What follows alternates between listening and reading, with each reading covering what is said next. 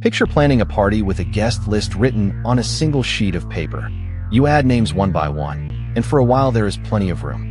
Then the page fills up completely, and another friend wants to come. So you grab a bigger sheet, copy every name over, and now you have room to spare for many more. You keep adding names on the roomy new page until that one fills too, and then you copy onto an even bigger sheet. That clever trick of copying onto a bigger page only when needed is exactly how a dynamic array works. The rule is simple: grow only when full, and grow with room to spare. A dynamic array reserves a fixed amount of room, called its capacity, even if some slots are empty. Each new item fills the next empty slot until the array is completely full. When it is full and you add one more, it makes a bigger block of room behind the scenes. It copies every existing item into the new bigger block, then adds the new item. Because it grows with extra room, most additions are instant and only the rare full moments cost a copy.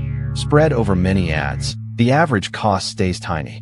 We start with an empty guest list ready to fill. We add names one at a time as friends say yes. Python grows the room automatically behind the scenes. We can check how many names are on the list now. Even a long burst of ads stays fast on average. The list quietly copied to a bigger block when needed.